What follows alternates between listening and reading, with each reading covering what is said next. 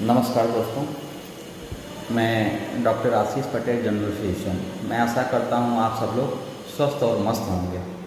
आज हम बात करेंगे बच्चों के सर्दी खांसी के बारे में। ये बहुत ही आम है लेकिन ध्यान देने वाली समस्या है। खासकर मौसम के बदलने के समय में सर्दी खांसी क्यों होती है, इसके बारे में हम चर्चा करेंगे। जैसे कि मौसम का अचानक बदलना बच्चे को प्रभावित करता है।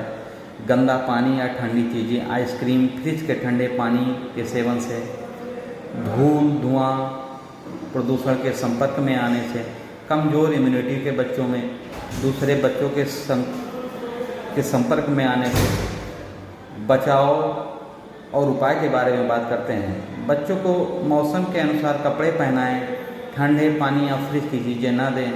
घर के अंदर साफ सफाई और शुद्ध हवा का ध्यान रखें। बच्चों को भीड़ भाड़ या धूल धुएं जैसे स्थानों से दूर रखें। रोज़ाना गुनगुना पानी पिलाएं, इससे गला साफ रहता है।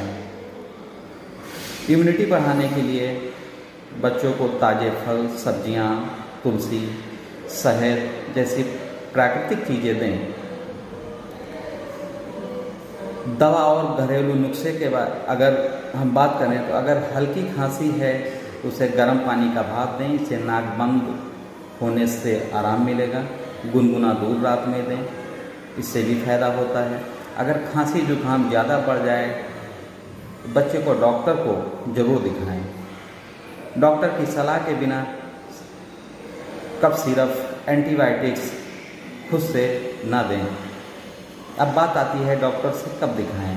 तो बच्चे को सांस लेने में तकलीफ हो, बच्चे को 3 से 4 दिन 100 फ़ारेनहाइट से ज़्यादा लगातार बुखार आ रहा हो, बच्चा दूध पीना बंद कर दे, बच्चा बहुत थकान महसूस करे, बच्चा बहुत ज़्यादा रोए, बच्चा सांस रिस्पायरेशन बहुत बढ़ जाए, तो हमें डॉक्टर से ज़रूर मिलना चाहिए। बच्चों की सर्दी खांसी आम है लेकिन सावधानी और सही समय से इलाज पर ठीक हो जाती है। ध्यान रखें, बचाव ही सबसे अच्छा इलाज है। अगर ये जानकारी उपयोगी लगी हो तो वीडियो को लाइक करें, शेयर करें, ताकि ऐसी स्वस्थ जानकारी आप तक हमेशा पहुंचती रहे। धन्यवाद।